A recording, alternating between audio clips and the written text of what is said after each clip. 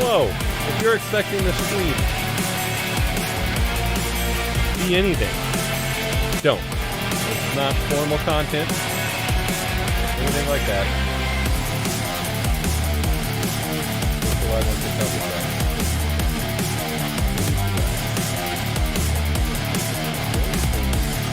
Oh, it is too. Oh.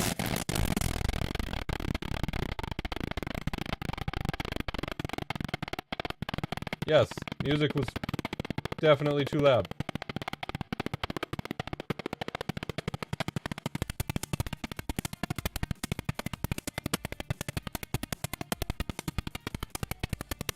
Is it still loud?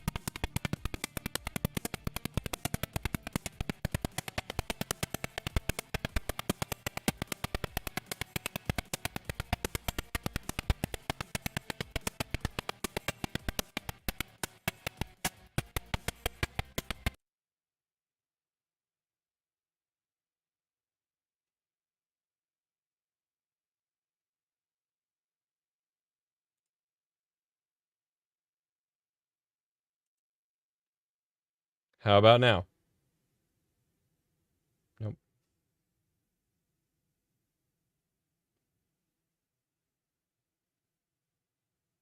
I turned off the music. Do I sound okay? Do I sound okay?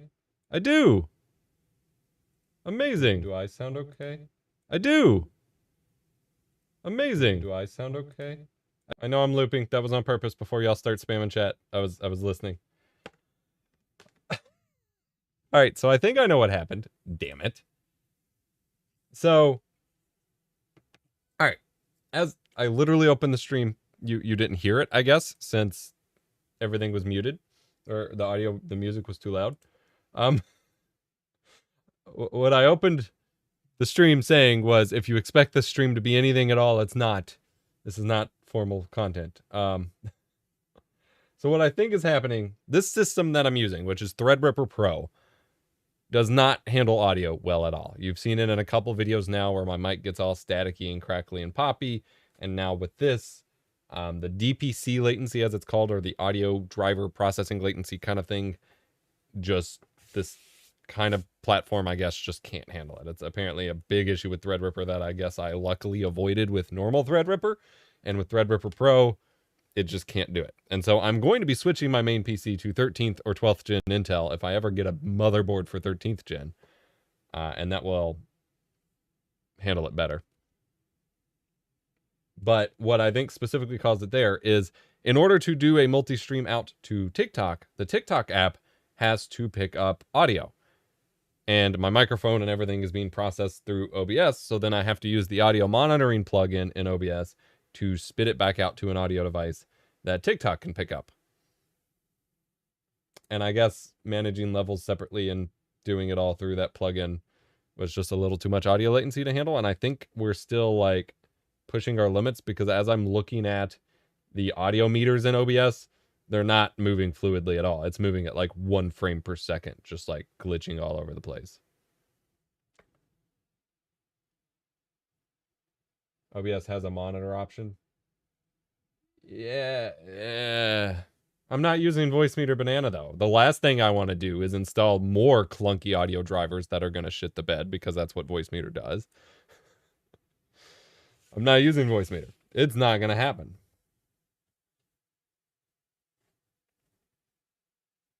I should probably give up on the TikTok thing, but I'm trying to build up to the whole multi-stream everywhere concept. And so it's going to be impossible to keep up with the chat, but we do technically have some new sites going with, well, Glimish was supposed to be going live. I don't see it live on my feed, so that's concerning. Yeah, it says offline. That's weird. There we go. All right, we're live on Glimish and Facebook now. We got someone sharing this stream on Facebook, but no chat yet. So it's going to be impossible for me to keep up with chat until I get things like streamlined there, because there isn't a whole lot of... What's up, Fabio? There isn't a whole lot of good multi-chat bots anymore. Like, I don't want to spam it across the other... I don't know how to say this. I don't want to spam... Like, I don't want a chatbot that will send video or chat between the platforms. I don't like that. I think it's a big turnoff. I just want one where I can see all the chat in one place for, like, every platform. And unfortunately, for platforms like TikTok and Instagram and stuff, there probably isn't an option because they probably don't have the APIs for that.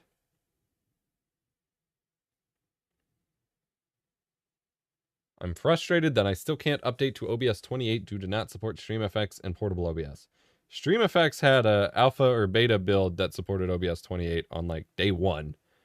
And portable OBS 100% works in OBS 28. I was using it for all of my content pre-launch on it. And to this day, I still have multiple. I have like 5 portable OBS instances running 28 right now. You're thinking of Pigeon, Zooey. Pigeon or Trillion. Those were usually the ones used for all those IM channels. I wish we would bring IMs back in the way that Twitter is dying. Which, whoa, Rinder. Would Chatterino 7 work for you? When I was looking at Chatterino, it said it was just for Twitch. Here, I'll switch over to... I'm going to have to set it up in real time here, because my scene is not right for some reason. Yeah, even scrolling... Something is really messed up with OBS right now. Even scrolling my scene list is updating really laggily. Like, it's fine for now, but, like, something's not right. Yeah, I'm missing a layout there. All of these are missing layouts. I don't know what happened to these things.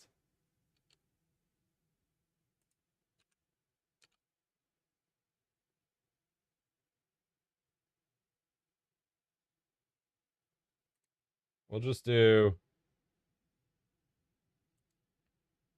display capture. There we go. Why is OBS running so laggily? What is happening?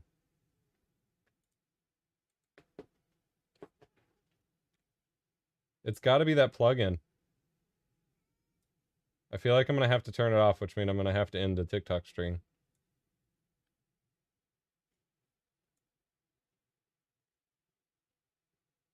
What method do you personally use to install StreamFX to portable OBS? Just download the zip and extract it to your portable folder like you always would.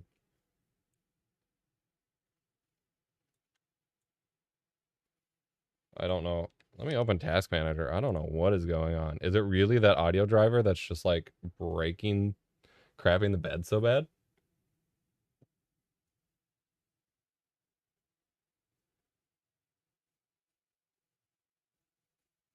Everything died.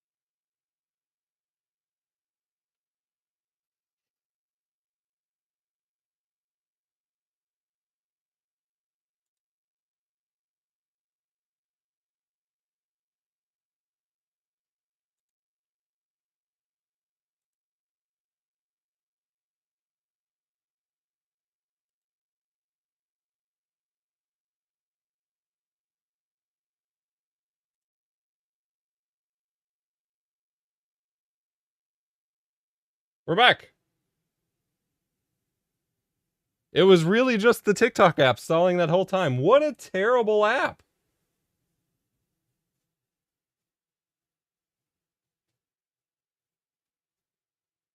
What in the world? As soon as I just kill the app, everything's back.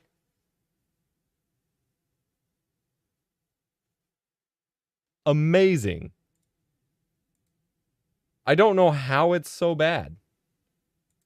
I genuinely don't know how it's so bad. That's not even plugins. That's just the TikTok app. It was just running that badly. Yeah, I have to use the actual TikTok app because I don't have a stream key. They don't give out stream keys anymore, just the app. Okay, yeah, see, Chatterino says it's just for Twitch. What am I missing? They said Chatterino 7. Is that like a separate fork? Oh, it looks like it is. Still says client for Twitch.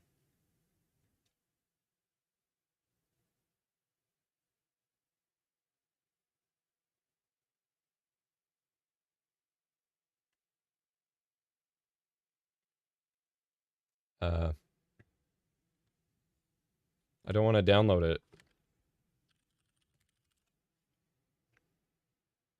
Everything is just Twitch. Am I missing something? Am I missing how it lets you do other chats?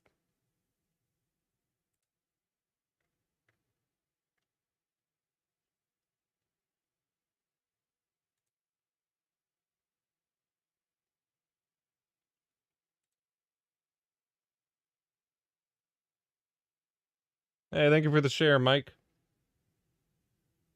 Admittedly, nothing about this is optimized specifically for Facebook or anything. I'm using Aircast to multi-stream, so this is not a good testament to whether I'm optimizing for Facebook or anything. Chatterino 7 is still for Twitch, but it has the 7 TV emotes. Well, I don't give a crap about that. All right. So the main thing we were going to poke at today was seeing if I could quickly learn RPG Maker MV while we're here. Obviously, we're going to keep chatting along the way. Let me drag my Twitch chat over here so it's easier to see. Doc? Chat? Please, Doc? No, I don't want it on top of the YouTube chat. I want it to the side of it. OBS. Your docking capabilities really bugs me sometimes.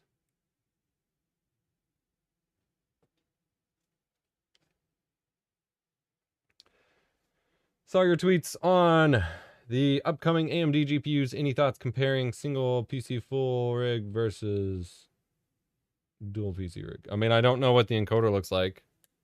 They've switched to... So for the... My OBS is still lagging like crazy, though. For the new the RDNA 3 GPUs, they are using Xilinx hardware for their encoders. They acquired Xilinx at the start of this year, I want to say, and they announced during that stream that RDNA 3 uses a Xilinx encoder hardware.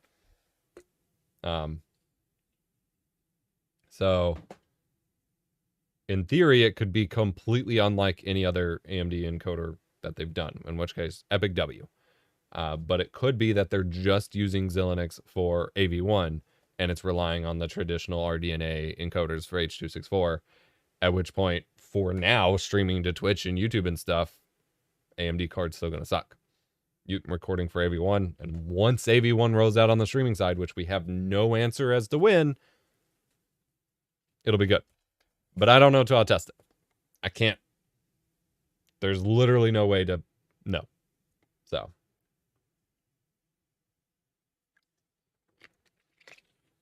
What are your thoughts on mics that emulate different mics? Now, if you're talking about the people who are like, I can make the SM5758 sound like the SM7B, they're scamming you, wasting your money and time, and leading you down the wrong rabbit hole. Don't bother. Complete waste of time. Play to the advantages of the mic that you have. If you're talking about companies like Warm Audio or 512 Audio that make microphones that are designed to be reproductions of those mics, that's a different story. Talking about the Slate one, I have that one. I haven't actually checked it out yet because they have some crazy software for it. But ultimately, like, it's a very specific type of capsule with specific physical properties. It can't emulate other types of capsules in other types of scenarios. Like, physically, that's impossible. So all they're doing is applying some specific, like, processing curves to it, at which point, again, just buy the mic you need or play to the strengths of the mic you have. All right. Let's play around with this for a minute. Apparently, I lost all my progress when I'm setting this up. I'm just going to make it game one. Oh, I was looking at samples. So there's a Low res sci-fi starter pack. I want to try with this.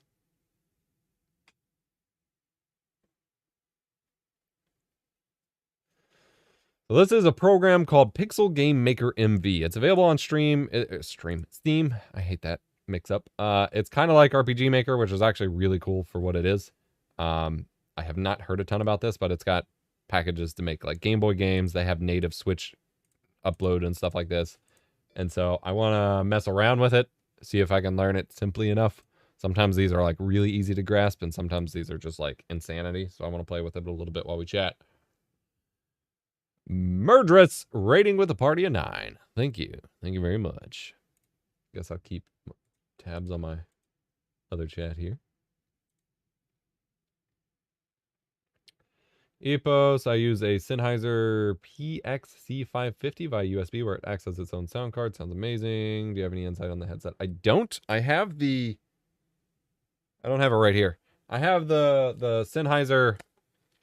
I've had the PC37X and PC38X, and I have another one, I think, in the house. I don't know where it's at. Gaming headsets, but these are the analog ones, but they were really, really good. USB ones, I don't know. I was Slate Digital M2, and it was fun to play with software for sure. Wasn't sure your thoughts on that kind of thing. Thank you for the raid! All right, let's see what this looks like. We may be walking through some tutorials here. High quality stream content, ladies and gentlemen. But, because ultimately, when you start out with something like this, you have no idea what you're looking at. And that's kind of the frustrating part. All right, so UI. We have tabs for the types of things we can edit. So right now we are on scenes. And so we've got like a menu scene, which I guess is just set to play whatever this movie is. I just made a square. I don't know what square I just made. I don't want to make a square. I just wanted to see what the movie was. We've got debug biome. We've got the title screen. Hey, look at that. Dope. All right. We've got a city map screen. A drone fight. So we got a bunch of levels, effectively. Thank you, Seth. We've got objects, so we can edit individual objects. So right now we have a sword selected. There's player characters over here. So these are other objects. We've got physics calculations. Some of this just isn't loading anything. I don't really know what I'm editing with some of these. Like, if I go to physics calculations and click on one, I got nothing. Anyway, we have others. Don't got a clue what these are.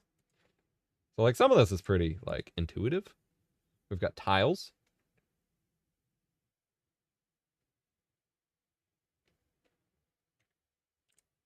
We've got a whole separate tile editor. So that's where, like, the menu text is for UI stuff. We've got the city building. So this is where you import your sprite sheets and all of that. We've got animation editors. So sprite animations for your main character, enemy turrets. We've got an object manager again. And here we have, okay, these are where you do your nodes for how objects behave. So player character has all of these. Can I zoom out? Yeah, look at all these nodes. So we got pose variances, we got cutscenes, we've got what happens when you die, we've got attacking. Humble Bundle has some low poly art assets on sale. That's pretty cool. Thank you, Chef Brent. Appreciate it.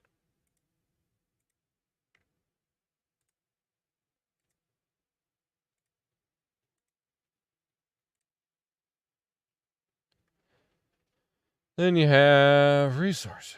Oh my God. See, I really want to get into this stuff. But it's like, even to just get something off the ground is so... There's so much to screw with. And this is with something that already has elements built. Imagine trying to build out any of this from scratch. Now, I have no doubt that these tools make things infinitely easier. But as someone with ADHD and not enough time to dedicate, like, years of learning this, it's very overwhelming. And it's frustrating too because I don't think... I do want to look at that Humble Bundle while we're here. I don't think it needs to be this way because I guess I'll pull it up assuming it won't crash my OBS. But you look at something like Unreal Engine and they make it instant. Like with Unreal Engine, you can get in and start making something as long as they have the templates for it, like right away. You don't have to learn all this stuff. So it's hard to like, all right, bundles. I guess it'd be under software. Music low poly 3D bundle. So for 25 bucks, you get some worlds, some characters, animals, the city of Asheville, North Carolina, I guess. Some sci-fi stuff, islands, Farmville, dungeons, lots of dungeons, medieval stuff. Not bad. I might cop this and use it for some stuff if I have a reason to use it for 3D. I was going to make a 2D thing, but But real quick, I'm going to go ahead and save this out, the template. Let's play with fire and see if Unreal will run. Since OBS is just crapping the bed for me at the moment. I cannot wait to switch platforms. Unreal makes it so easy to get up and running. But if you want to do anything beyond the templates, obviously you got to go super deep. But I would love something with some more of the accessibility of Unreal that can do specialized stuff like RPG Maker and Pixel Art Game Maker, whatever. And maybe that just requires the community to like build out those, you know, easy assets or whatever. So we go to games. First person, third person, top down. Do you want to do a VR game? Do you want to do a racing game?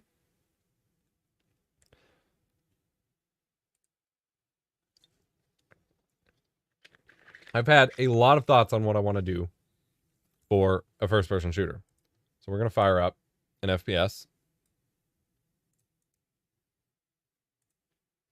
So we come in here. All right, that's cool.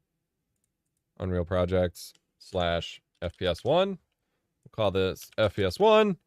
What platform do you want to target? Do you want to make a mobile FPS? Do you want to make a desktop FPS? You can do both. We're going to do scalable quality, so it just runs really nice. We're not going to do ray tracing yet. And we're going to click Create. And I don't have a gaming mouse plugged in right now, but we can get one.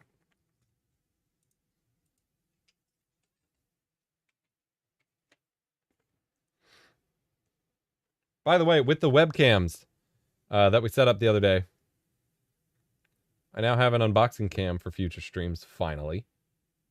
I'm playing with fire, trying to switch scenes here. This is the Nexigo Iris.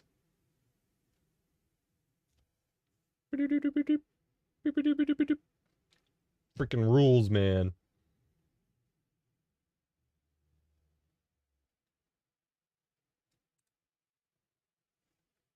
All right.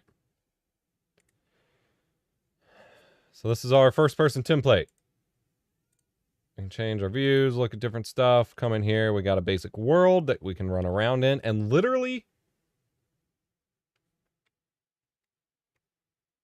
like without doing much, we can just click play. Pick up our gun.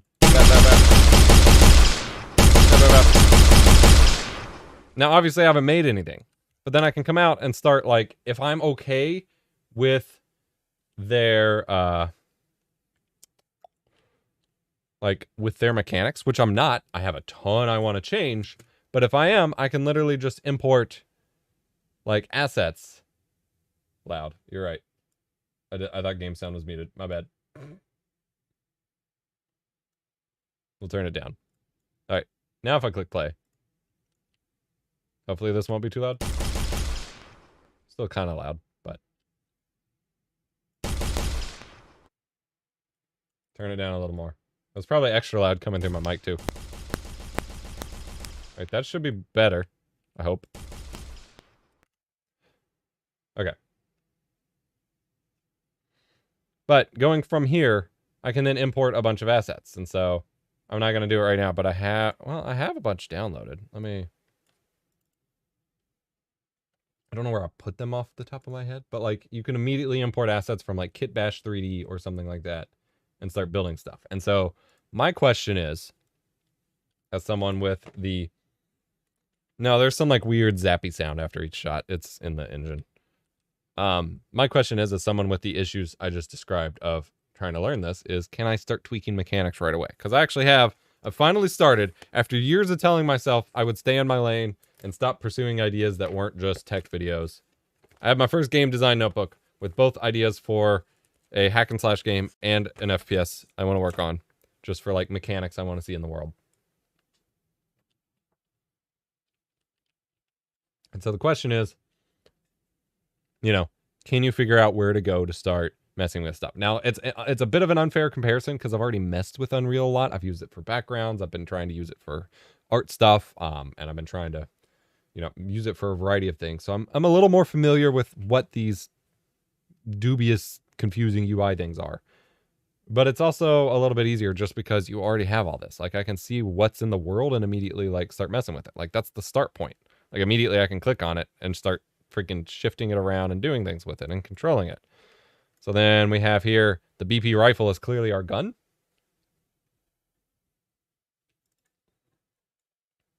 That pulls it up. We can see, the model for it and everything. And then we can start finding where, like, it will be. Now, we have our different viewports to, like, find our settings. So it's all about finding the right settings. Now, obviously, I'm in blueprint mode. Blueprint mode for Unreal Engine is the hashtag no code mode or whatever. Like, you're not programming stuff.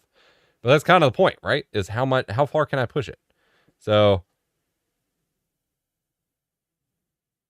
sphere collision sounds like it's going to be the bullet. Edit and blueprint, which is going to be a node viewer like in Resolve or what we just looked at in the Pixel Game Maker. And now we get a whole separate window of stuff. And it goes really deep. But they even provide in the templates like written instructions about things. And getting written instructions for the Pixel Game Maker app because of where it's from and stuff is not realistic. But we can zoom in here. So this is the only item that can be used, which is why the actor is a singleton. If this was designed to be scalable framework for a full game using inheritance, actors that contain core logic. Okay. So basically, this is the only item in the game that the character can pick up. So by picking up the gun, it attaches it to the grip socket in the first-person model. It then binds to the use button. It creates an event when you fire it, which is the fire projectile, and this is the logic for the projectile. So we can change this. Theoretically.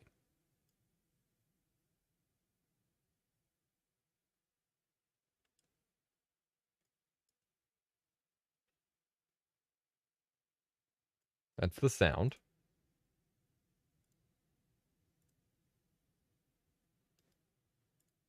So we've changed the sound.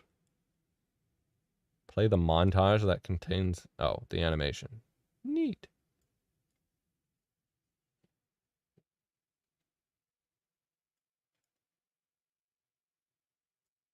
Projectile offset. So I can like decrease this, increase it. Nothing's happening. My mouse froze. Hello? Okay, apparently don't increase that. Oh, there's my mouse.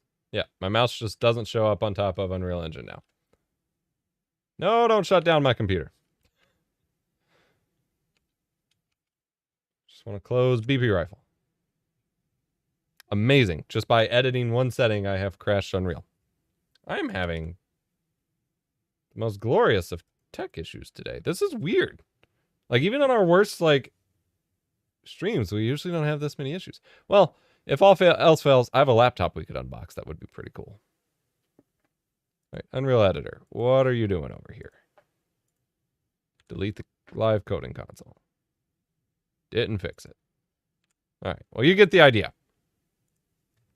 Maybe I just feel more at home in Unreal, but I feel like over the past 5 versions, like the entire point is that they've put so much effort into the accessibility of it. And I would love to see that in other things.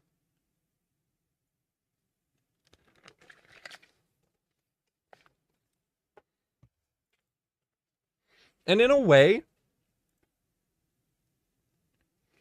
I guess like you don't want game making engines, for lack of better language, to be much more accessible, I guess. Because, like, I guess in my ideal world, you know, tech would keep moving to the point that you would be able to, all right, projectile offset. There we go. We can change that. So now I can run it. Now I can pick it up. Did that change anything? Oh, it does kind of look like it spawns further out. I don't know if that's actually true, though.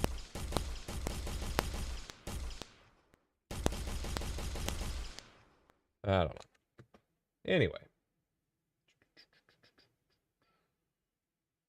I'm going to set up... What is my scene on my Stream Deck here? I have a weird Stream Deck update that, like, broke all the text for my Stream Deck buttons, so now it's, like, really weird. Oh, cool. Stream Deck doesn't recognize OBS. What the freak is happening here? What I was trying to say was, especially with all the AI stuff going on right now, and tools like Unreal, etc., being made to, like, be as accessible as possible, we are on the precipice of tech getting to the point where there is zero friction between idea being had in the head and seeing it happen. Like, where I can just press a couple buttons. And the fact that we are so close, and that certain tech is that close, makes it sometimes a little more frustrating when there are still, like, massive amount of barriers.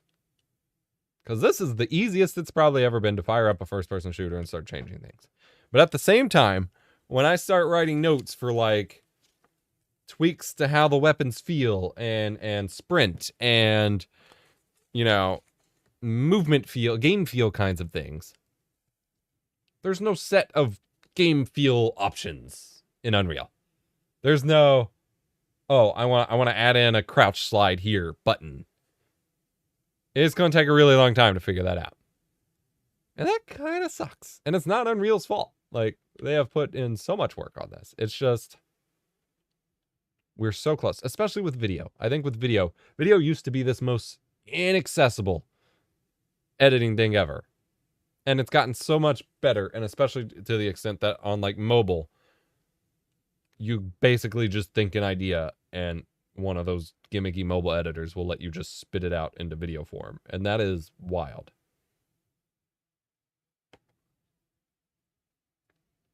What mic is that? This is the Lewitt LCT 1040 I covered earlier in the year. A tube mic. I get to see the glowy tube facing me. It's glorious. How y'all been doing? Techtober absolutely kicks my ass. And then I've been working on finishing up my Nebula documentary. And so I haven't been able to do casual streams. I haven't been able to do a whole lot of stuff. So I just kind of wanted to hang out with y'all for a little bit here. Hope you don't mind. I'm going to keep looking into this. Like, I feel like we should play around with this. This should just be, like, the thing. Chat teaches Epos Unreal Engine. As horrible as that is. Like, is that remotely entertaining to you? Or am I just, like, self-flatuating here? Sorry, Chinri, I don't have a chat bot on Facebook just yet. Unreal Engine tweak. UE5 tweak. Projectile. I've only first used Gigapixel Video AI the other day, and it's so cool. It is pretty cool. Honestly, the video upscaling part in AI upscaling at the moment is mostly a gimmick. Like, some of it's cool, and I've used it for some projects, but more often than not, you're going to end up with results that just aren't usable for a whole lot.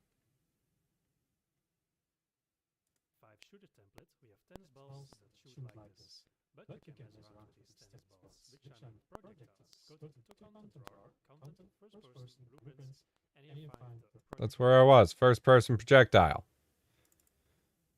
This is nonsense. Okay, proceed. Yes, this is quality stream content.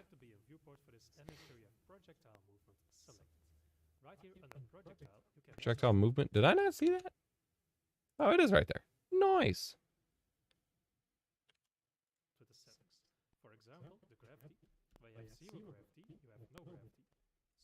Cool. We have to ban somebody real quick, but that's fine. That's fine.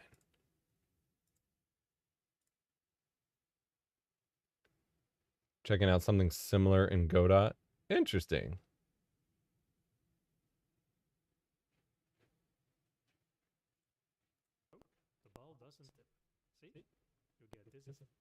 Okay. So we can start building something out pretty quick. And this is what I mean, though. Like, I have to look this up just because I didn't read it. And there's so many things on screen. You're not even watching what we're watching. That's how great this stream is. But I'm looking at a video right now for Unreal Engine as I wait for OBS to slowly come around here. And all I have to do is figure that out. And I'm like, okay, here we go. Here we go. We've got projectile speed. We're going to just crank this up to madness. I feel like these should be the same number for now. We've got a gravity of 1. We're going to make it 1.5 for some hard drop-off.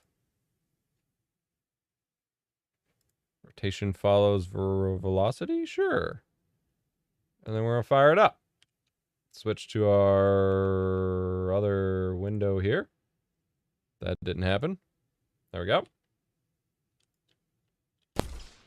Holy.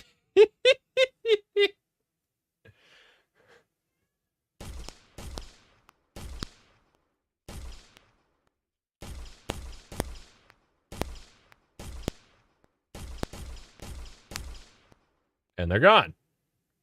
All right. Now this is cool. Now we're getting progress. I don't know why it's a tennis ball still, but that's fine.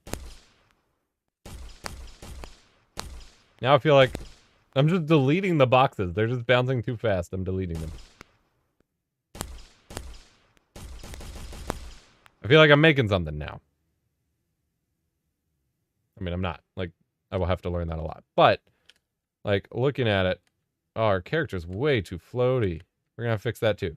But, like, the bullet deletes. It's moving so fast it deletes. But, like, that feels like it could be a bullet. So from there, that was just a tutorial on that. Literally that.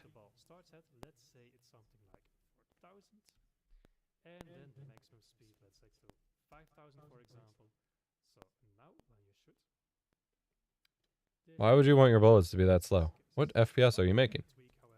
Anyway, that was literally just a tutorial on that. Then I have to go look up a tutorial on all these other things. But that's what makes it fun. Like, once I get an idea of where things are supposed to be, then I can start having fun. What's up, Render? I think the kitty wants to be a star again. She hasn't shown up on stream yet. Render? What are you doing over there? You can come over here. So that's projectile movement. But now, you see, my complaint was that my character is too floaty. So then we're going to come over here. We're going to find our blueprints. First person character. Character movement. Gravity scale. There we go. We're going to want to turn that up. Let's make it. I can't change it. Why? Oh, is it because the game's still running? Did I leave the game running? I think that's it. Hold on. Gotta remember to do that. There we go. All right, gravity scale. I felt like that was too floaty. So we're going to go like 1.5. Max acceleration's going to go up a bit so we can maybe get some bunny hops going. Braking friction factor.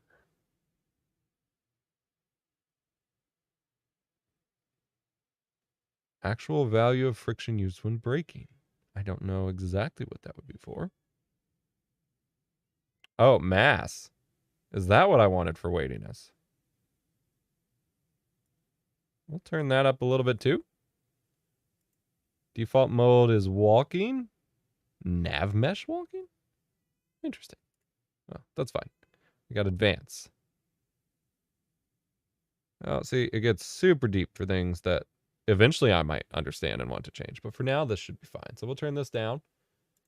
How do we feel now? Now we feel weighty.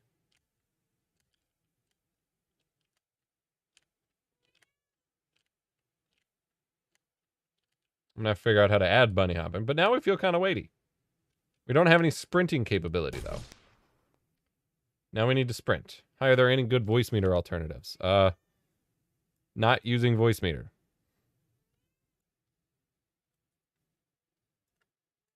And there's controls for controller and gamepad. I don't care about that so much. I want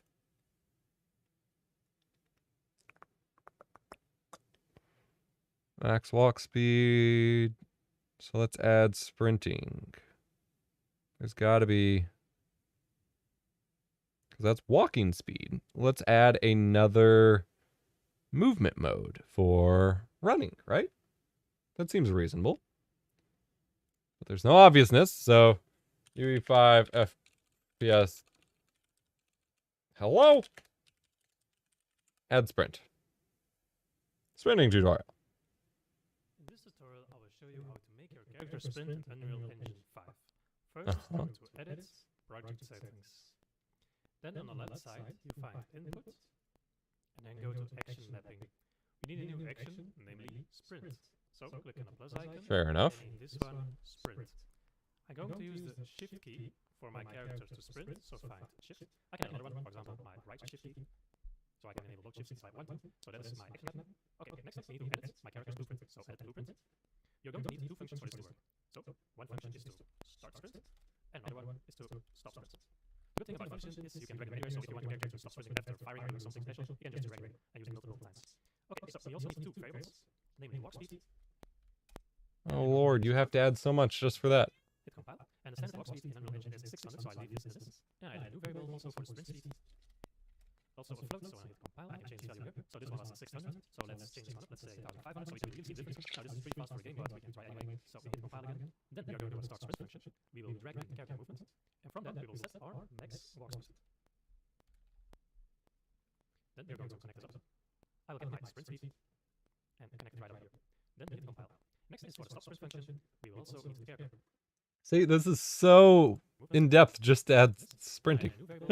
And I guess once you do it, you never really have to touch it again other than tweaking speed. But like, oh! Alright, we're going to do this. I need more monitors. Next up, we need to edit my character's blueprint. So edit blueprint. You're going to need two functions for this to work. So Alright, so we're adding... add function. Start, sprint. Stop, sprint. And a variable, walk speed. Walk speed. one function is to start sprint, and another one is to stop sprint. The good thing about functions is you can drag them anywhere, so if you want your character to stop sprinting after firing or doing something special, you can just drag it and use it multiple times. Okay, so we also need two variables, namely walk speed, and we're going to make this a float. So Float. We also need sprint speed. float, hit compile, and the standard walk speed in Unreal Engine is 600, so I leave this as is, and I add a new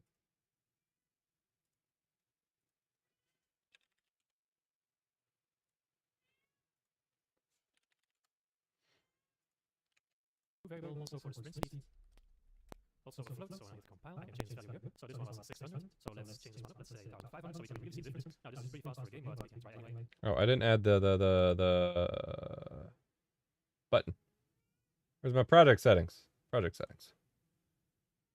We need to add input,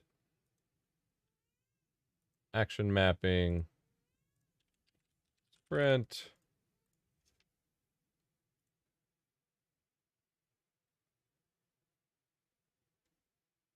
Left shift.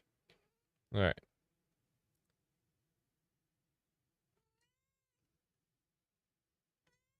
Got a dog? No, just cats. Hello. Say hi, Render. I finally figured out, for the most part, why she's been whining so much in all the videos. And it's because she's apparently way younger than I thought, and we were feeding her cat food. She needs kitty food, and I think it was upsetting her stomach. She was already starving when we brought her in, so like she was happy to have food, but it was still upsetting her stomach. We switched her to kitty food, and for the most part, she's doing a lot better. Still got some issues, but she's doing better. All right, we added our variables. So we hit compile again. Then we are going to start sprint function. We will drag. Start sprint. Nope, we don't need absinthe right now. I got too many windows open. Here, we'll just do... Oh no, because it maximizes... Oh, that's annoying. All right, I'll just have it off screen. In the character movement. And from that, we will set our max walk speed. Then we're going to connect us. I'll get my sprint speed and connect right here. How did he do We're that? going to connect us our max walk speed. Set max walk speed. Okay.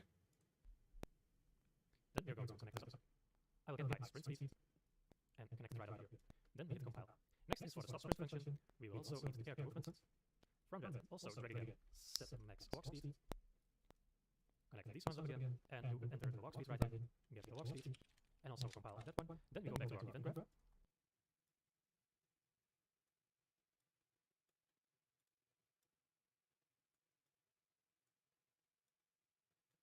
Okay. You can right click here and find our input action for. Event graph. Yep. Oh Lord. Sprint.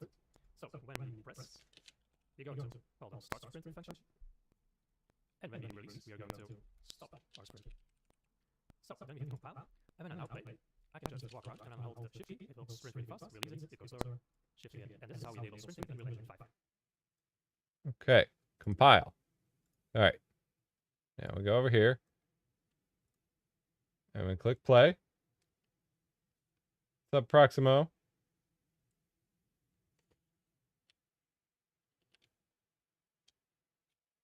Hey, it works. We're sprinting. That's not fast enough, but it's progress. So now we come over here. Sprint speed.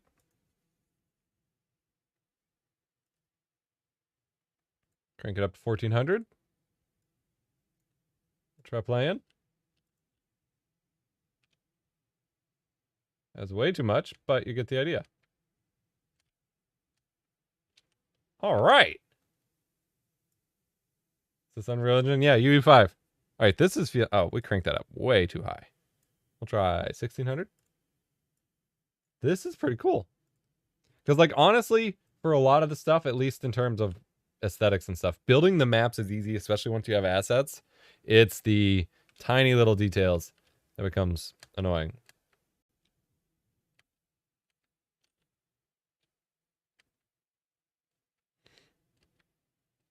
So if I wanted to build something that's kind of Quaker UT like this speed's still a little too fast, but you'd want something closer to this kind of speed by default without sprinting. But now I want to do a sprint slide. So I'm going to try to interpret how I would do that based on this. And then we can kind of go back and look it up if we need to. So based on what I just learned, I'm trying to like test myself here. Where did you learn UE? In the tutorial I just watched 3 minutes ago. I mean, I've been using it for like video backgrounds and stuff, but this is like, I'm trying to make actual game stuff in it. And that's a whole different ballgame than the cinematic stuff. So based on what we just learned, we added an action for sprint. So I can at least add a basic crouch slide action. It's not going to be, to start out, it's not going to be based on whether you're sprinting or not.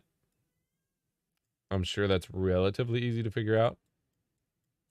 I don't actually even see a crouch action here, even though obviously it's in the game. All right, so what I want to do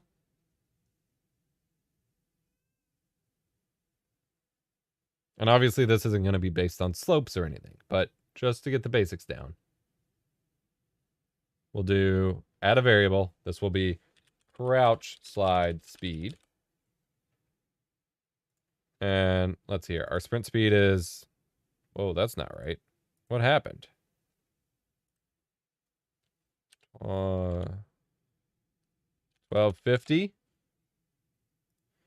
Crouch slides... Well, that was... Yeah, that's fine. Crouch slide speed will be... We'll just say 1,000. We'll compile.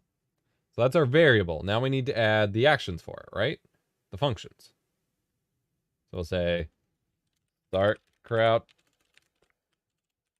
slide and then stop crouch slide.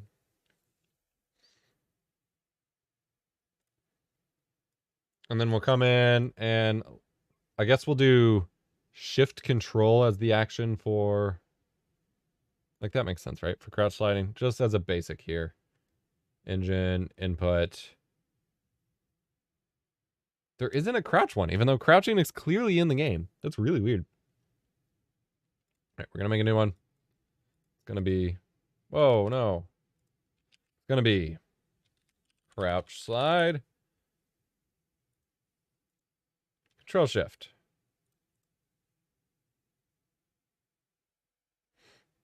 Yeah. Shift must be down, and then we hit control.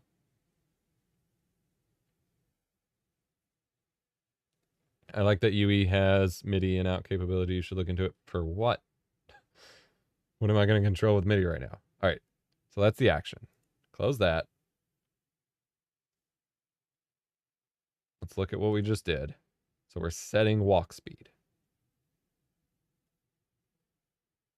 So come in here.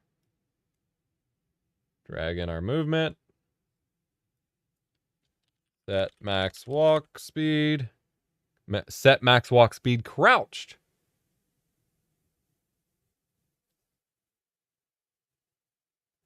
Okay.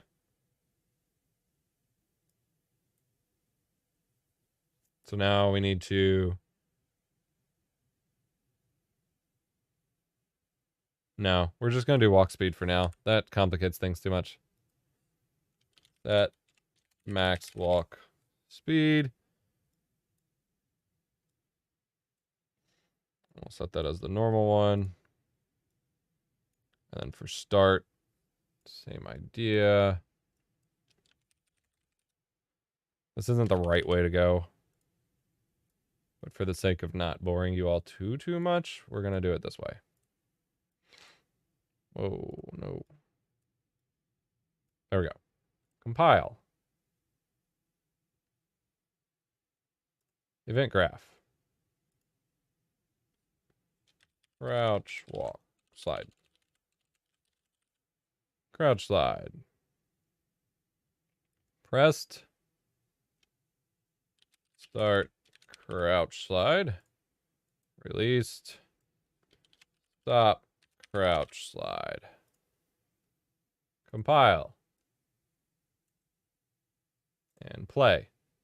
All right, so we're walking. We're sprinting. We're walking. We're sprinting, and we're sliding.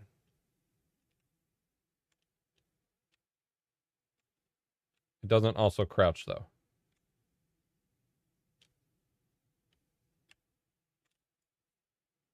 So it lowers our speed. It gives us the crouch walking speed. But it doesn't actually crouch walk. So that will be something to look into. But I'm getting the feel of how the system works. Obviously, we're not making it anything specific here that matters. But, like, I'm getting a feel for how that system works. Because if I want to add crouch sliding, I'm going to need mechanics similar to that. Okay.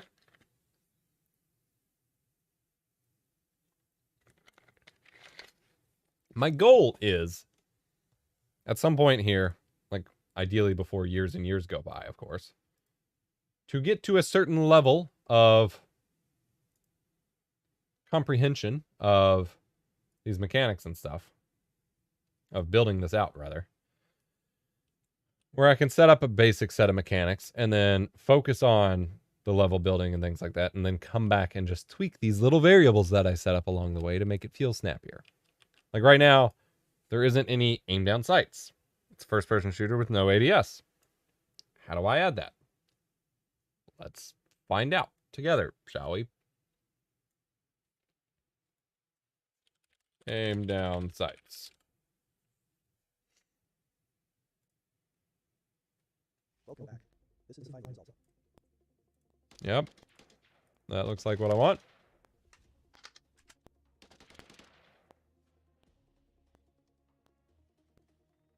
Yep.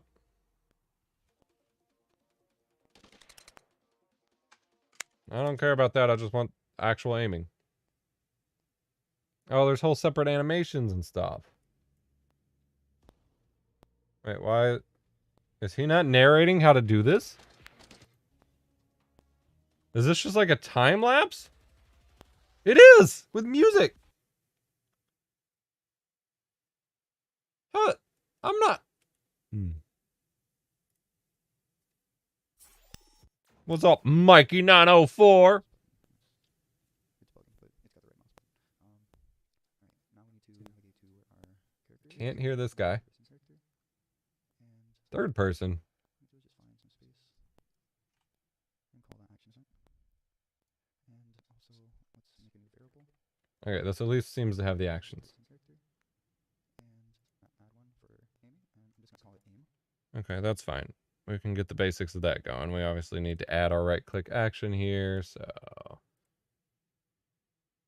This gets more into making custom animations to do ADS. I mean, yes, but we don't need the animations right away.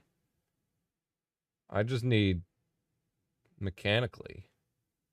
I guess you can't really do it without animation. So what if we just focus on Unreal Quake style, with just no ADS for now? Okay.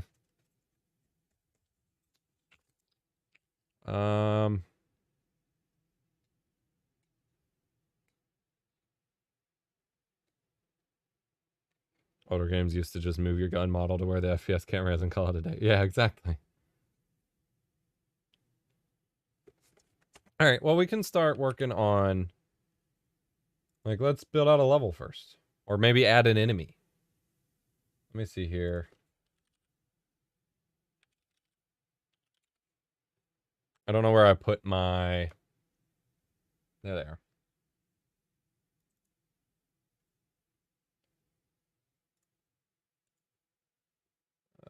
Copy as path. All right, I'm going to need to... I want to import some assets. We're going to change our scalability down to medium. Obviously, for this particular design, it doesn't matter. But for the assets I'm importing, it will matter.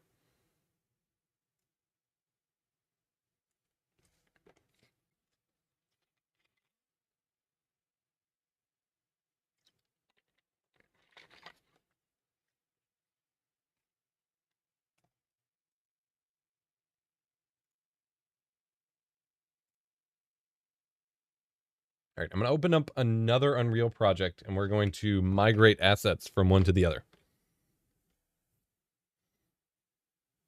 Where'd you go, Render? Oh, there you are. Silly girl. Oh, baby. Oh, thank you for the blinks. Okay, so we're going to open up this Kit Bash project. Yep, that's fine. We're going to close out our blueprint editor for now so we can focus on the content browser.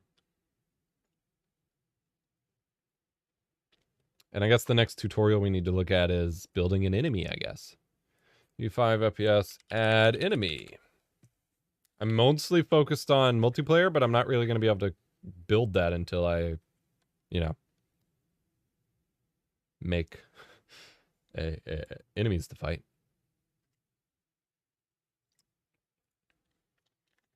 Okay, we have content here. Right click the folder for Cyber District. Migrate. Oh, my allergies.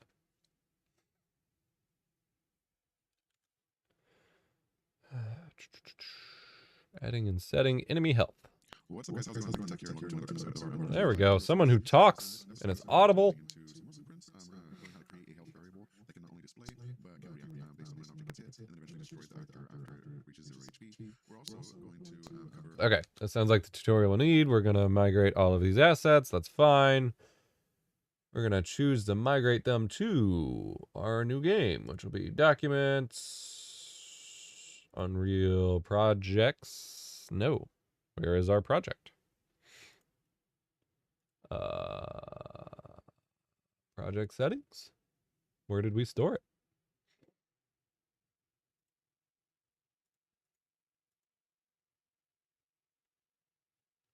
Question mark? Asset manager. Can I open Explorer? Show and Explorer. Yes. Oh, it's just in my user folder. Okay. That's fine. That's fine. All right, back to the other Unreal instance. Shazam. I'm going to say Cyber District. Select folder. Does not appear to be... Oh, duh. It needs to go in the actual content folder. Okay, that's fine. Select folder. All right, I'm so sorry. I got to blow my nose real quick. I will just hide myself.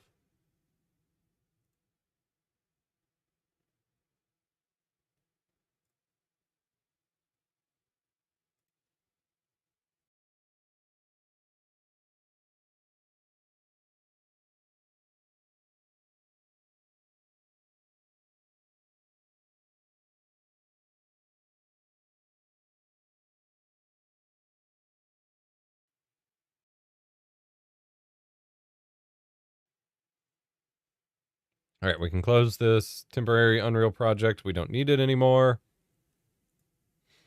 And now, in our new one, we have the Cyber District content. So now we can make a new level or edit this one. So we can come over here, delete that wall, delete the text.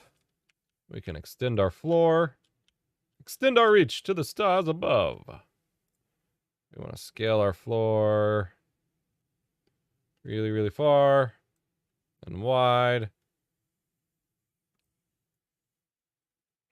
And move it a bit.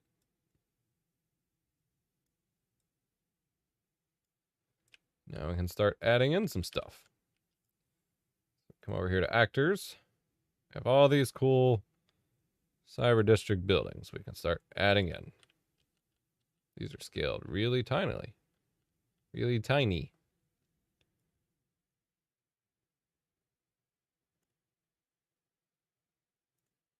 We're just going to do low settings to be safe. We don't need it to look good. Do you know anything about OBS? Is that the observer from StarCraft?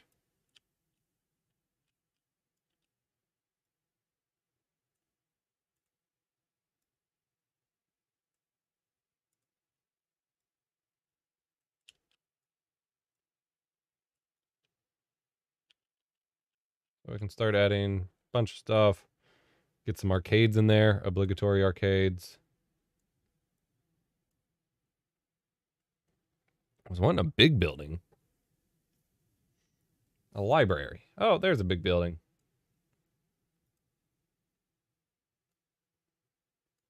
All right. Good enough. Now we play. Pick up our gun. And we have a level. That is really loud.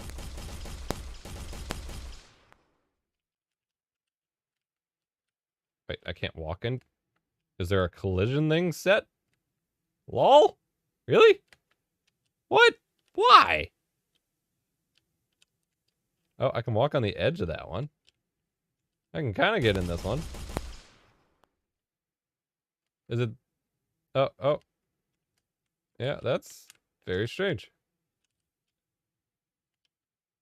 But yeah, this is what I'm talking about. Like, when it comes to the level building and stuff, this is as accessible as it gets. I just drag stuff down and we have it. And like, if we want to get nuts, it's going to make things really bad. But we come up here to cinematic mode, start getting glows and shadows, and we can turn on ray tracing if we want, and it starts looking amazing.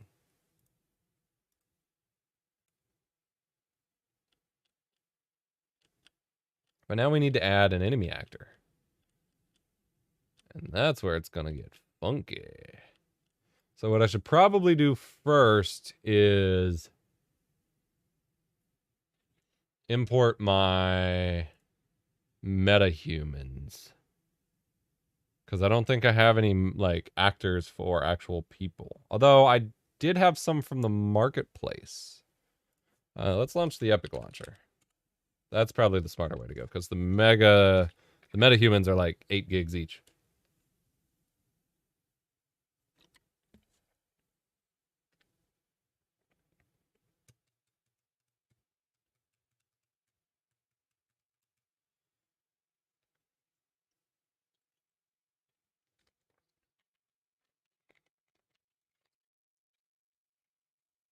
Can't believe you came in here asking if I know about OBS. Yeah, now it's real. Exactly. Making games with like just dragging clicks is almost real. All right, library. Here we go. I have a ton of assets. I'm always an asset whore. Animation starter pack. We'll add this to the project too. Oh yeah, I don't have that cache set up anymore. Yikes.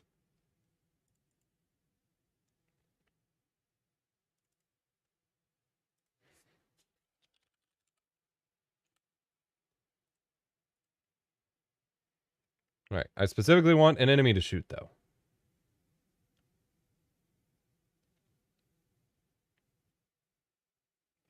Dragon? Yeah, that'll work. Low poly dragon. Add a project.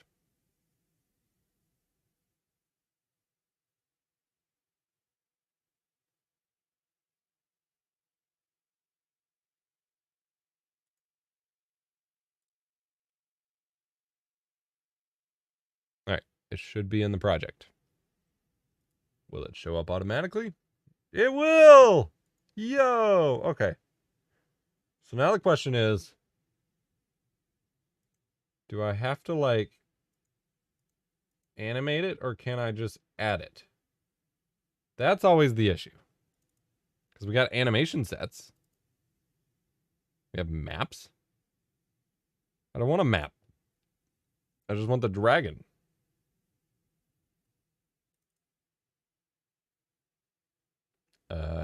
Save. What am I watching? Me fumble around in Unreal Engine. That's what. Pay me. Okay, so we have dragons. Where are the actors for these? Where is this object? Skeletal mesh actor. Is it just in meshes? Oh, it is. Okay, never mind. Let's go back to our main level.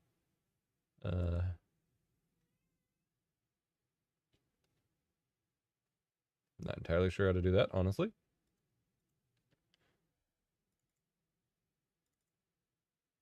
There we go. Okay, so now we can add a dragon.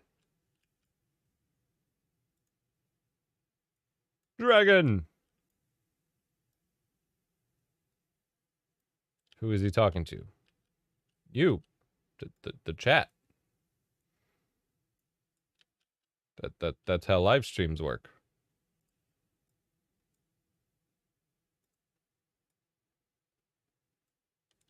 Okay, we've added dragons. So now if I jump in here, they exist. They're not doing anything. But they do in fact exist.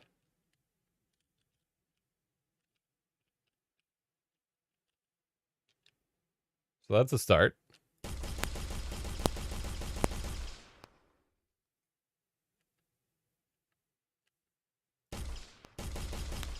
So the next question is, how do I make them shootable? And that is where our good old tutorial from Mike the Tech here hopefully answers. Mega scans. So we actually had Zorro say, "Can you do one quick mega scans, please?" And I would definitely like to cover that. So it's one of the new integrations in Unreal Engine 5. So that's for our cube, our reactive cube. Let's go and open that blueprint editor again. And let's take a look at how we can add a little bit more interesting stuff to this blueprint. We have something down here called variables. More stuff? Add a new variable to this.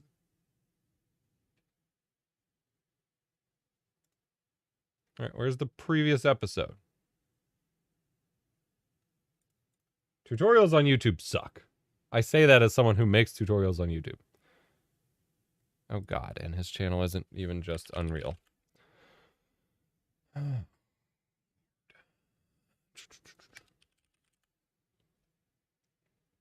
Adding and setting enemy health.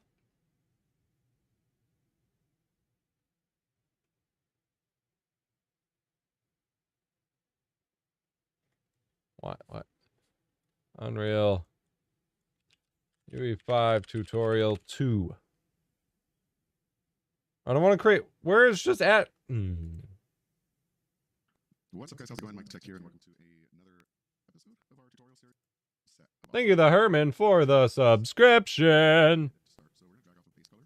Actually, really active tutorial right here. Mike the Tech, I thought you were our savior. I thought you had the tutorial I needed. Enemy damage system in 7 minutes. All right, let's do it. Hello everyone, and welcome back to another Unreal 4 tutorial. Now in this tutorial I'm going to be showing you how to implement a weapon system in which the player, when he shoots a projectile and it hits an enemy, that enemy will take let's enable it with starter content. So now that we're in the project, what we want to do is we want to actually get an output from each projectile hitting a certain enemy. Now, what we could do to quickly create an enemy, we can just create a simple actor. Let's just call this enemy test. Now that we are here, we can actually create a blueprint interface. So we can go down here and blueprint interface, and let's just call it Blueprint interface. This looks like it's Unreal Engine 4. Hopefully it's similar enough. Blueprint interface. Dragon 1.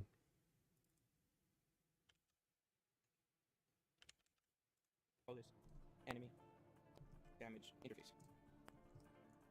Let's actually create a function called hit enemy, and let's save that. Now under the enemy test, we can actually go to class settings and add the interface. Enemy damage interface, here we go. Let's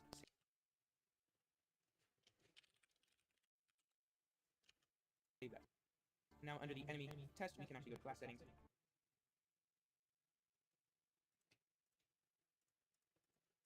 and add the interface.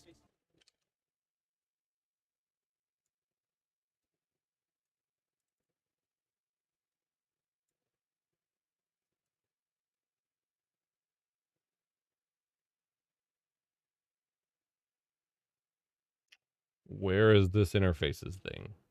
Oh no.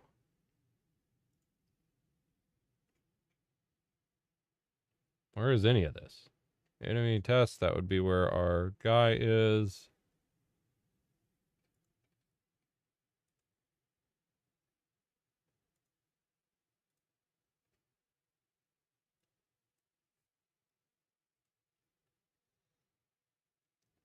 I don't see an interfaces option. Oh Lord. All right, back to searching for tutorials. I want UE5, not UE4.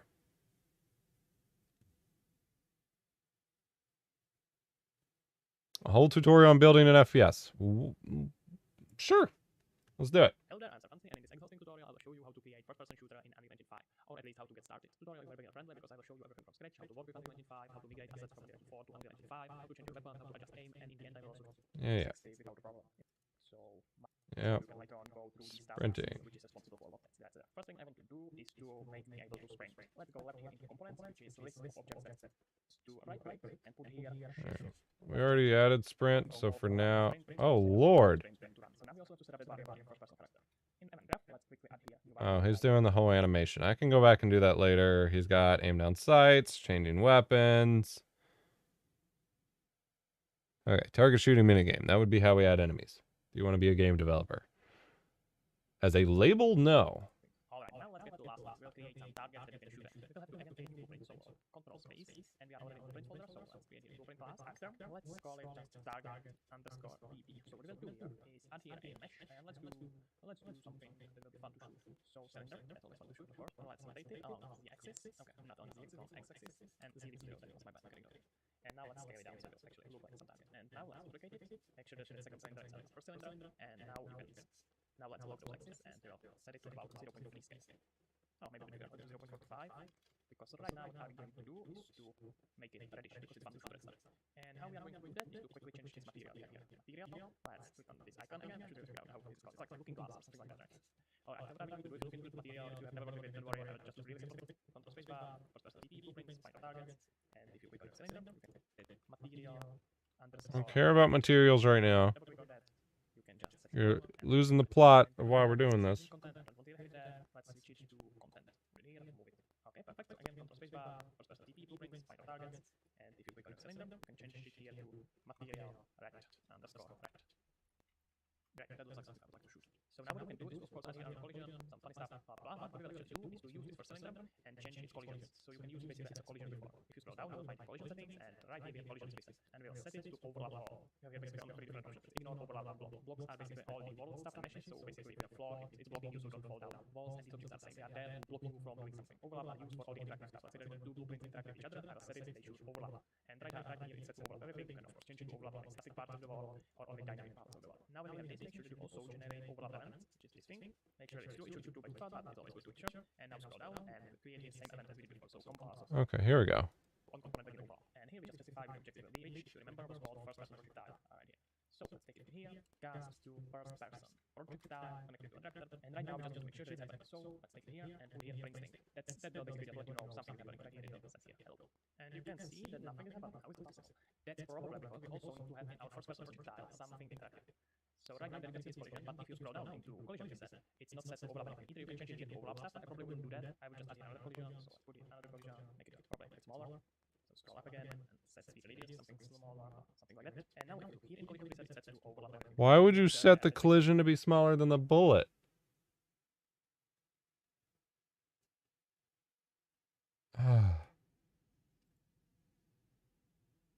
That sounds like a bad idea.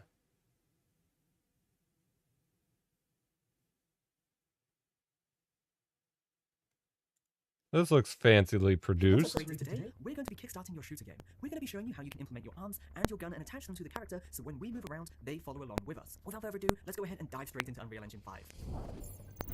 From the series, that's Okay, new. opened up the project which is available to you as part of the FBS course in the link in the description. This project... Okay. I realize I'm the one watching the tutorials, but as someone who I'd like to say has done this a really long time,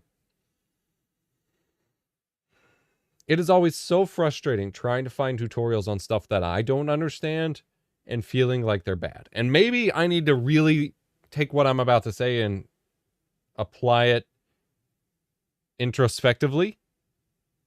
And maybe you all can keep me accountable, and this is something I also need to improve.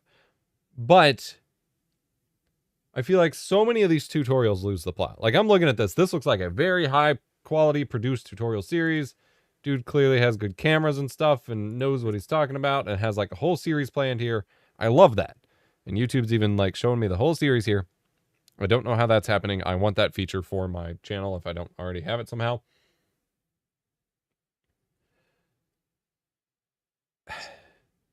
I feel like so many of these are losing the plot. Like if I'm a newcomer to Unreal Engine, I'm trying to build a first-person shooter.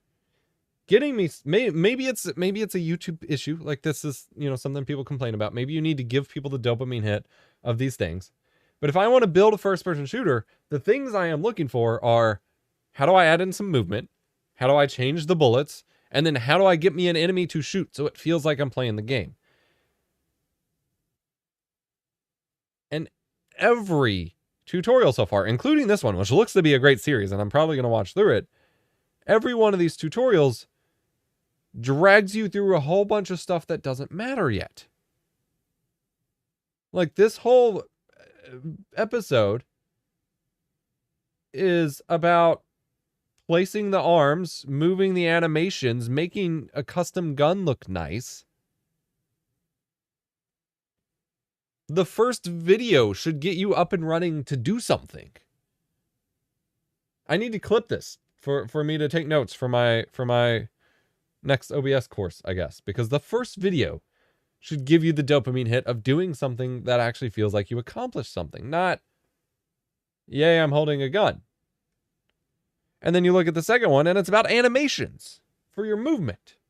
The third one's for tweaking weapon firing. And then only on episode 4 do we get to weapon hits, which I can hopefully assume that means something like bullet registration. That should be in number 1. Like, especially when Unreal provides you. And this is what kills me about a lot of these tutorials, is they're like, here's how to do all this stuff. Unreal let me set all this stuff up from the start. You don't need to show me how to set up all this stuff because Unreal just handed it to me. You don't need a tutorial for that. The tutorial should be, for that section, should be fire up the starter project. Minimum viable product. Yes, I really need to, I need something to take notes on. Hold on.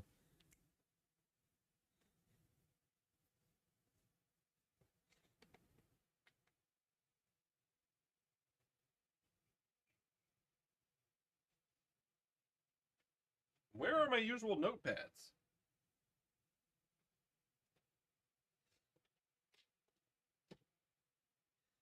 Here. I don't know where my usual notepads are. We will use a sticky note for now. OBS course. MVP. Do something each app, including 1. Every episode should get you accomplished doing something. Notepad is in the start menu. I write physical. Screw you. So I can assume, and okay, and here's why this matters more. Like, this sounds like I'm maybe being pedantic, but the issue is everyone approaching tutorials, and okay, I say this being fully aware as I think this through, that this probably applies to my primary, based on comments I've replied to, probably applies to my primary OBS masterclass that is up right now. Alexander, you gotta quit spamming letters and emotes, my guy. I don't want to ban you because you seem like not a bot, but please. But speaking of bots, as soon as I say it, one shows up. That's amazing, honestly. What was I saying? Oh yeah. The problem that gets compounded here is that I can no longer jump to episode 4 to learn weapon hits because I'm at a point in my Unreal project here. I have a map. I have actors that I would treat as enemies, even if they don't have like movement or anything. I've put items on the ground. I've tweaked speed. I've tweaked projectile speed. I can click play, pick up my gun, start sprinting and shooting. The thing I want to find out is how to turn these baddies into baddies that I can actually damage. An episode arguably should be about that. However, if I click on this episode 4 episodes into the course, there's going to be so many little nuggets set up along the way that I have not done that it's going to be impossible to follow standalone. And thus I'm going to end up frustrated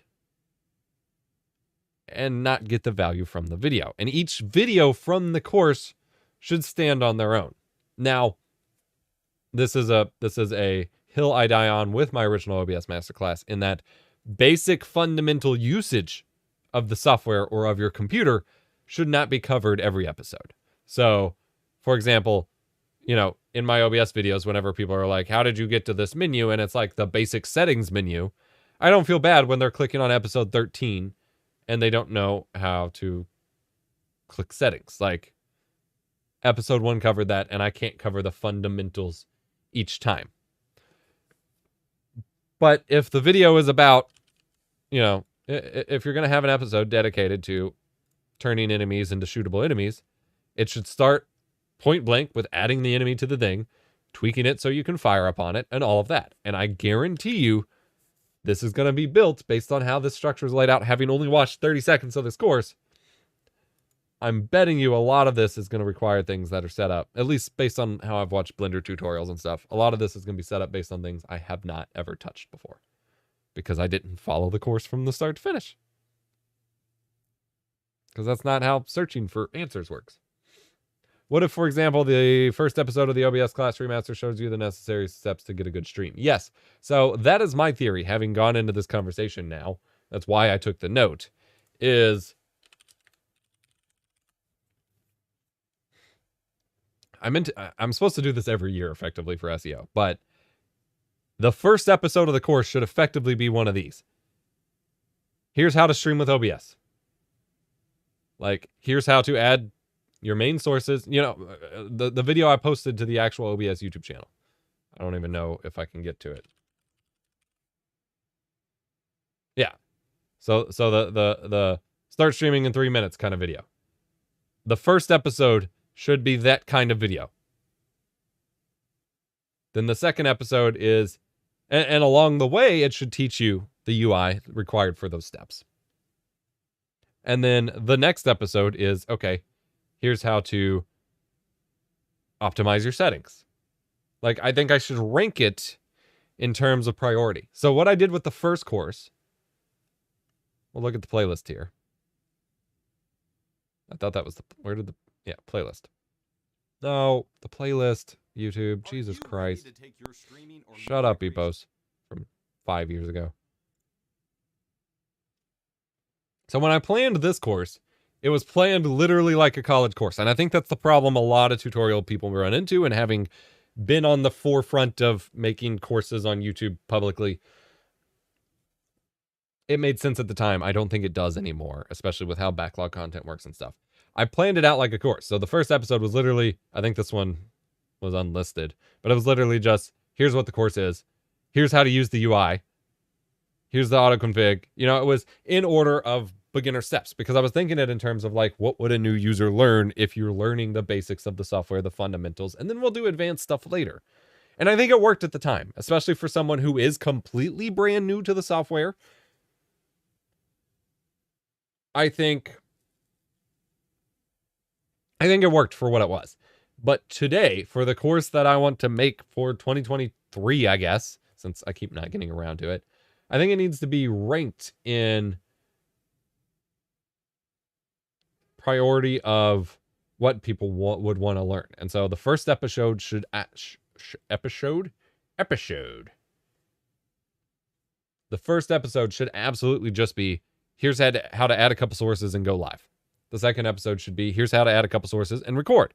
Or maybe combo those two into one. Then the second episode should be, here's how to get the best settings, or something basic like that. And along the way, I'm teaching the nuggets of the actual fundamentals.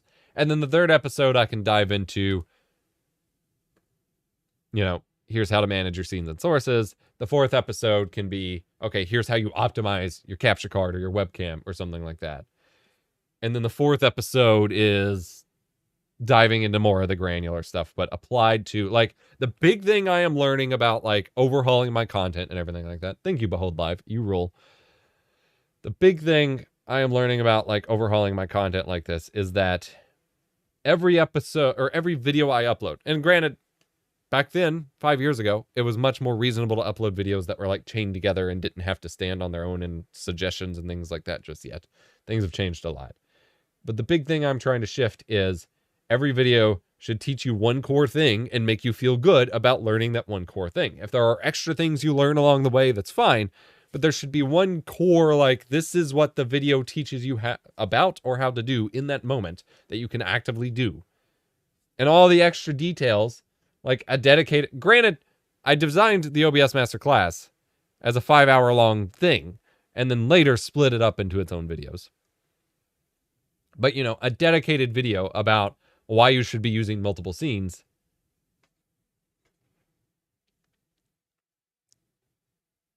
I don't need to do. That should just be inherent to the scenes and sources video. If you get what I'm saying. Make an episode about planning episodes. I did do videos. So here's the thing. I don't like making just purely content about gear, the latest and greatest gear that you should buy or spend money on, or optimize your settings over and over. I like making money, I do like making money, I guess. I don't do enough of that. I don't do anywhere near enough of that.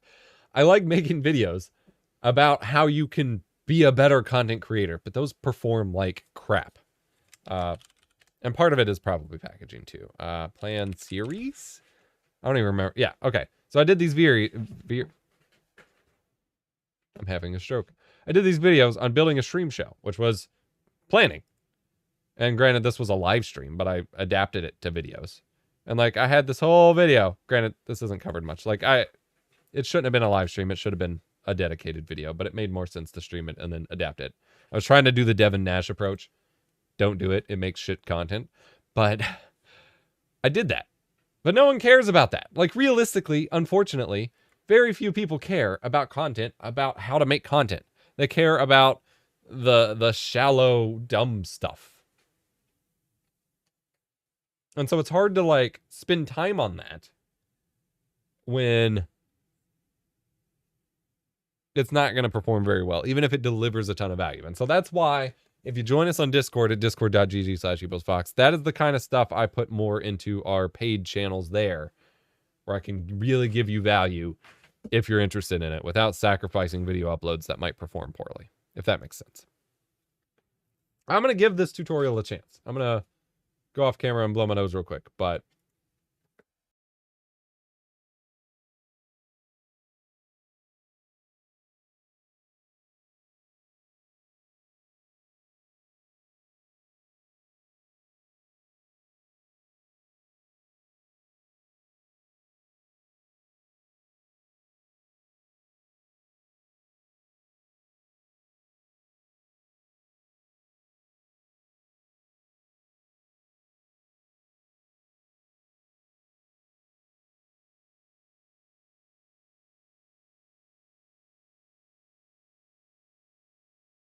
I was muted that whole time.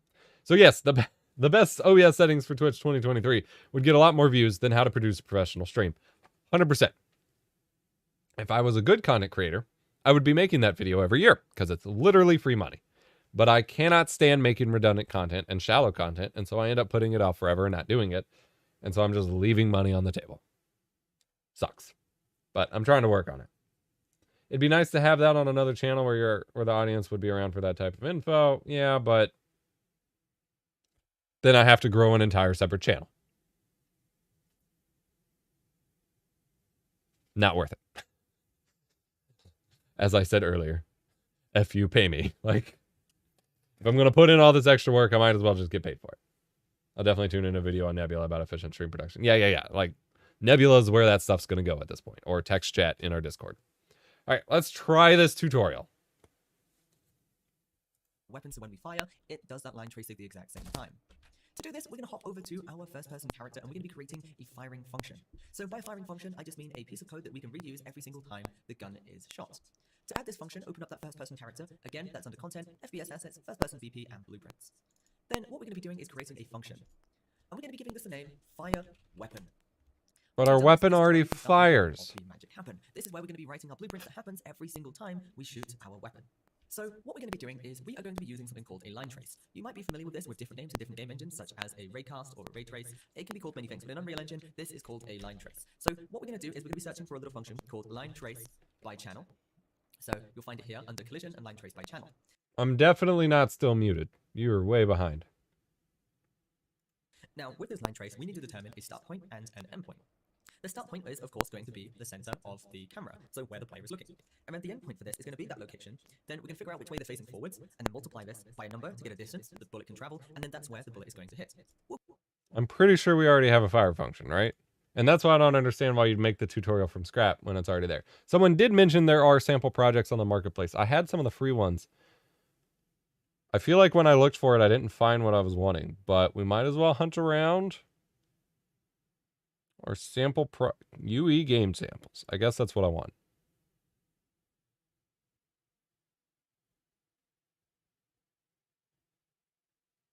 Are there literally only these?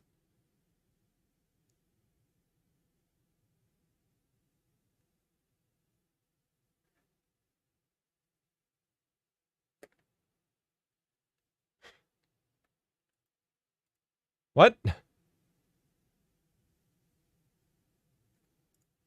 There's no way. I have other ones.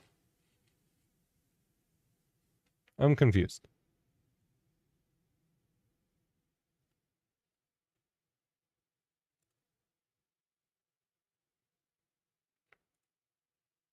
I'm very confused. Ooh.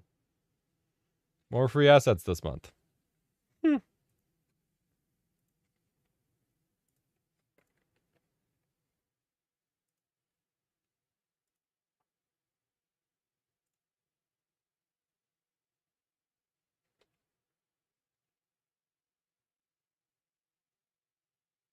Bored with FPS, so making your own, basically. And yeah, Behold, I know that, like, the settings still say relevant and I should make them anyway, blah, blah, blah. Like, I know that logically, but that doesn't mean I enjoy doing it, I guess. All right, I'm confused. There should be sample games, right?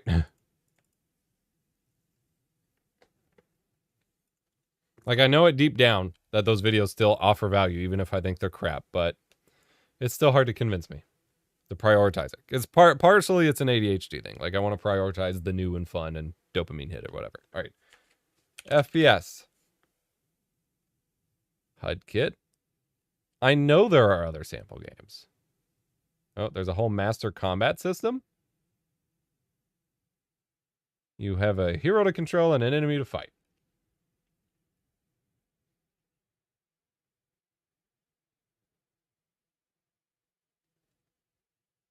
In Unreal Engine, you have to make Unreal Engine to have samples. What?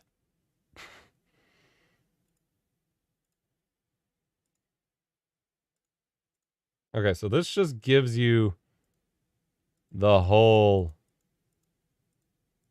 system already made. That's worth $10.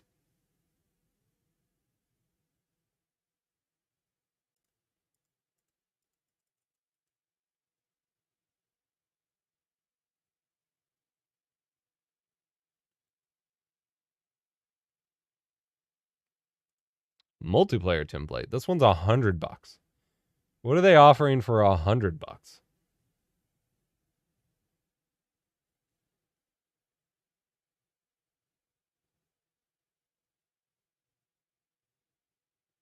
Nothing, apparently. What? Hello? Why won't it load? I mean, $100 sounds like a lot, and I understand for whatever. Like, I shouldn't be spending money on anything, and I'm not necessarily right now. What is happening? Did I just kill the marketplace?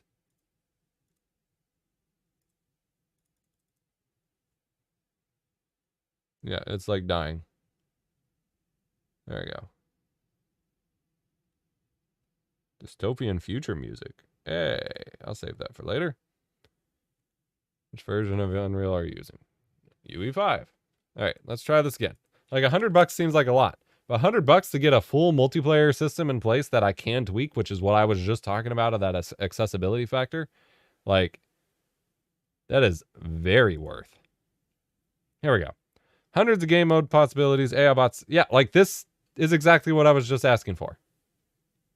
Because I have design documents. I have pages and pages of what I want to build, but I'm not a coder and I don't have the patience to spend years learning all these little things.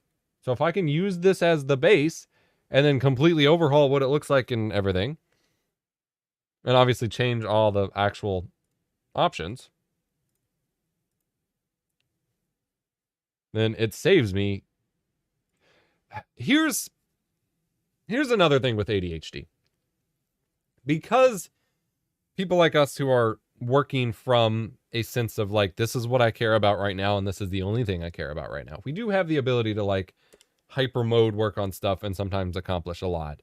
But it also means that when there are certain roadblocks or friction that prevent us from doing that and getting the result that we want, it's not just that, like, it might seem like a weak argument to say that $100 saves me time because it saves me from having to watch through this course or something. Because this course, for one, isn't even going to set up everything that this sets up for me. But it's that I can spend this money. Not everyone has the money. Not everyone should be spending money. I shouldn't really. It's not responsible. But you get the idea. I could spend X amount of dollars. And this is how mobile games and MMOs and battle passes abuse people, by the way. But that's besides the point. I can spend this money and get a system put into place for me that allows me to immediately start iterating and do what I want, which is why tools like AI art generators or, you know, sample packs for music or something are so appealing, because I have the ideas, I have the vision, I can build something really cool. But if I have to spend days, weeks, months, years getting some basics down before I even begin to see my vision come to life, it's not just saved time. It's literally, it will never happen. And there are so many hobbies, interests, passions, projects that I've had ideas for that if I can't afford to pawn off the grunt work onto someone else, or I can't get to that point very quickly, I genuinely cannot do, because this rabbit hole hyperfocus will die. And then every time I come back, it resets the learning process. It resets the curve, and I have nothing to show for it. I will just drop it forever. And that's kind of how learning music has been for me. And if I'm serious about wanting to build a project like this, this seems to be what I want. I should do some more research here. We should look, but like, they even have tutorials and documentation. It seems absurd to spend $100 on something the engine literally gives you completely for free. But it is literally the difference. Like, this is probably, excuse me, what I'm going to buy, because this is the difference between getting to see my vision come to life and then eventually figuring out how to pivot it with extra art assets and whatever to actually make it my own after I tweak all the little details, and not doing it at all. So let's look at, there's a separate demo and a separate trailer for some reason. So let's look at these. I thought it would be a video. What is this? Yes, continue to external website. How many redirects are you going to give me, bro? Why are we downloading a zip? Are you going to let your YouTube plebeians test the game while you're making it? Yes. At some point, it will be testable. Okay, let's watch the trailer then.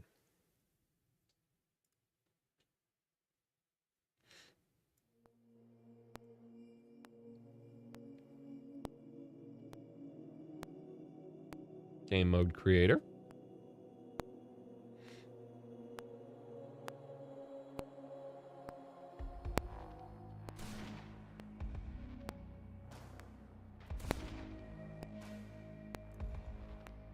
Loadout creator.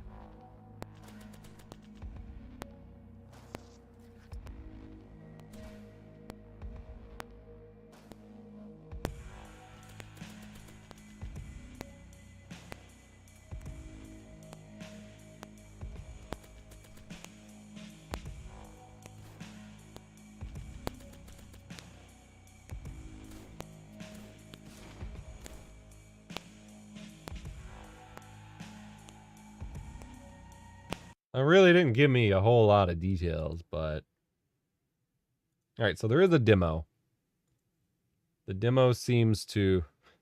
Discord support docs video tutorials. It's literally just discord.gg. They didn't put in their server. Not sure how confident I am in these developers, I guess, in that case. But we're going to download the demo. I guess the demo would let us play with what they have. I feel like demo is giving away the product for this kind of thing. Walkthrough video. Can I just watch it without paying? That would be cool.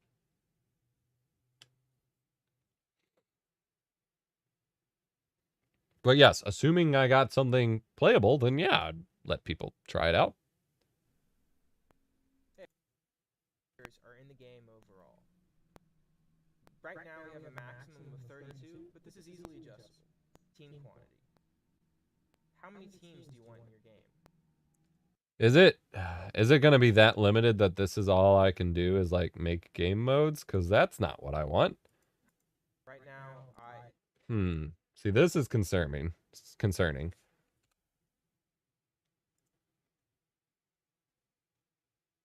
Maybe that's just because that's all the demo would have, was it just shows you, hey, look, you can make game modes. But, like, I still need it to be the Unreal project. So far, they're only showing, I guess, the game menus. And, like, I'd want to hide all of that. Try Lyra. I forgot about Lyra. I used it for benchmarking. That's smart. I have the game. I don't know if I have the editor for it. Is it in the marketplace? It wasn't in the demos we looked at. Game samples. Yeah, it is. It's right fucking there. All right.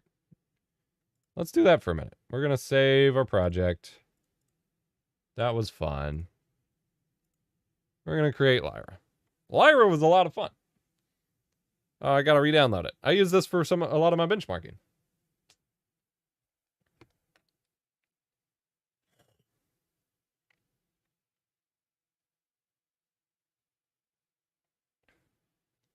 That's going to take a minute. All right, we got like probably 10 more minutes in today's stream. This is just meant to be a little casual one. I'll probably play with this a lot tonight. And maybe next time I stream over, you know, the next couple days, we'll have something that's more than just Lyra to play on. So, built alongside UE development, living project that continues to be upgraded in future releases. Blah, blah, blah. Take over the role that shooter games served. Scalability from mobile to PC and crossplay. Yeah, this sounds like a lot better than the paid one. So yeah, we'll probably just wrap it up so I can play with this tonight, and we'll do some more streams with it, because this is getting down the right path. Okay, Render's got to say bye before we go. Come here, baby. Hi, Render. Everyone tell Render bye-bye. Oh, it is almost done installing, though. We can maybe check it out. Boop, boop, boop. Say something. Give us a meow. You still haven't given us a meow. Please. Meow. Seriously. She'll yell at me the whole stream, and then the second I try to get one direct into the mic, she's like, nah, bro, I got stage fright. I got stage fright. Okay, well, this is almost done. Maybe we'll poke in for a sec. Obviously, I've played the, like, multiplayer demo against bots, but I didn't actually... What I received for it, I didn't realize it was available on the marketplace. What I received for it was just a game to play for benchmarking. And frankly, I was so buried in benchmarking crunch that I did not process that this was literally a sample project you could download. So that's pretty cool.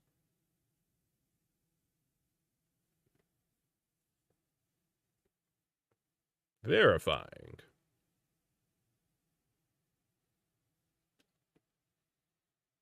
There we go. All right, create project. Yep.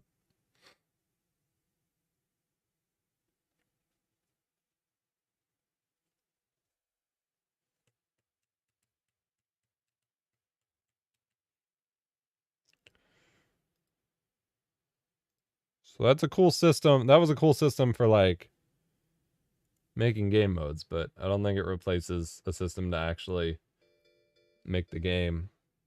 Salta 92 rating with a party of 6. Well, thank you. Hope you're having a wonderful evening. We're just wrapping up some messing around with UE5. Checking out the Lyra starter game this time. How many times do I have to click create project? Create. I was probably making them and then not launching the engine. We'll just launch the engine. I'm an idiot. Salta Rage just rolling on in. As I'm rolling on out. That's all right. Hope y'all had a great stream. All right. Lyra starter game. Ignore that. We don't need that one anymore. All right.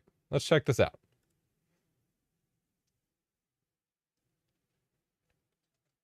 We had a glorious stream. That's what I like to hear. That's what I like to hear. This has been one of my weirder streams. But that's what happens when I'm like, hey, I want to stream tonight for no reason at all.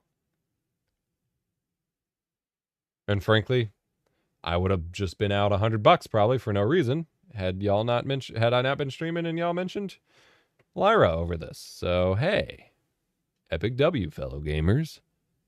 Epic W.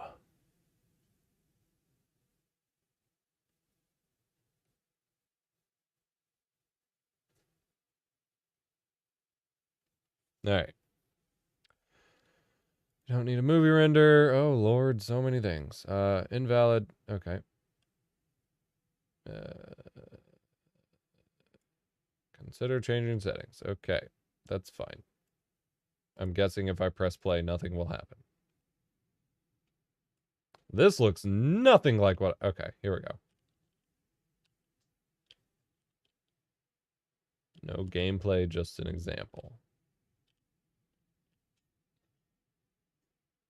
Top-down party game?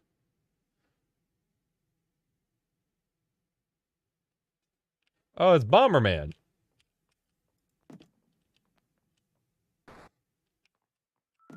Why are we Bombermaning? What? This is wild. That's amazing. Oh, I died.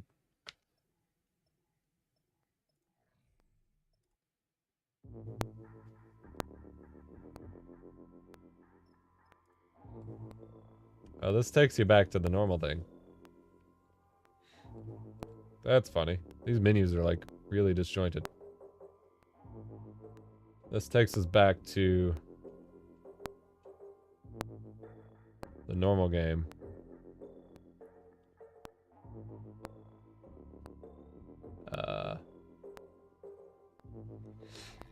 There we go. Oh yeah, it was third person.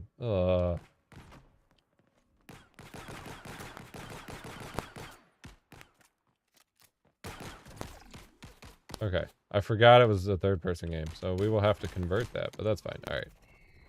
That's fine. This is something we can work with. Okay. There's a lot to this. The big thing will be if I can convert it to FPS easily and then build from there. I got really excited by that marketplace project, but I do think it would have been the wrong call. I'm glad we looked more closely, both because it seems like they're not supporting it very well based on the little details. But also it seemed like it would be very restrictive to actually build out the rest of the game. I don't know. I may still end up looking at it, like picking it up anyway just to play with. There's a lot to dive in.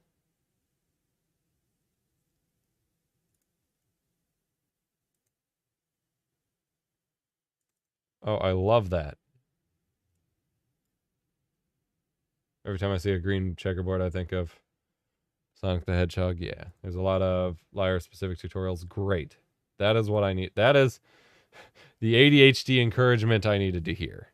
So I'll be down that rabbit hole tonight after I go get a snack.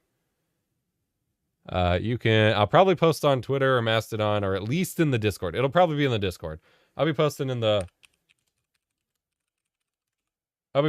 Discord as I make progress. So discord.gg/sheeplessfox. I'm going to start down this rabbit hole. Hope you all have a good one. Once my OBS catches up. I don't know why OBS is so broken today.